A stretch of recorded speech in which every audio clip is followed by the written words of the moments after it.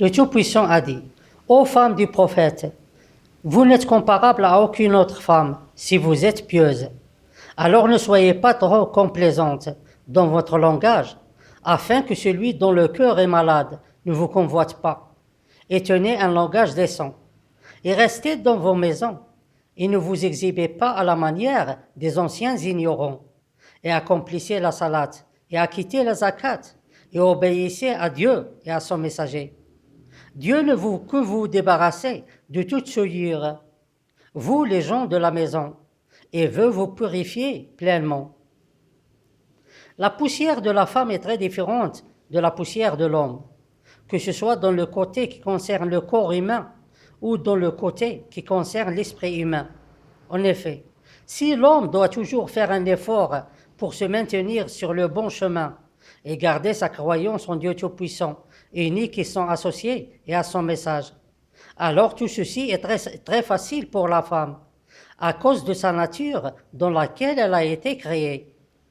C'est très facile pour elle de rester sur le bon chemin et de croire en Dieu Tout-Puissant, unique et sans associé et à son message, à condition qu'elle reste dans sa maison.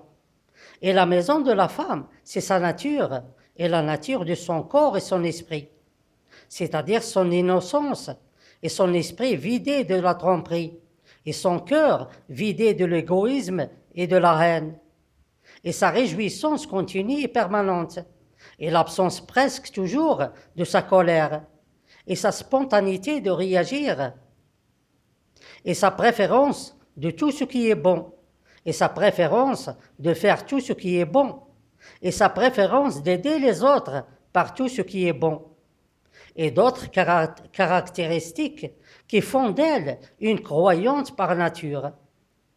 Mais dès qu'elle sort de sa maison ou de sa nature, alors elle se transforme complètement et elle devient prête à utiliser son esprit dans l'art de la tromperie et d'utiliser sa langue dans l'art du mensonge et d'utiliser toute sa poussière dans l'art du gain.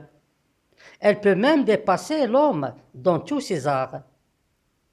En sortant alors de sa nature, elle ne perd pas uniquement sa croyance en Dieu Tout-Puissant, mais elle devient un ennemi détesté par Dieu Tout-Puissant. L'âge de la femme joue un rôle important dans son éloignement de sa nature et par conséquent la perdition de sa croyance. C'est pour cette raison que Dieu Tout-Puissant veut minimiser ce risque et maintenir la poussière de la femme dans sa nature active et réjouissante et aussi innocente.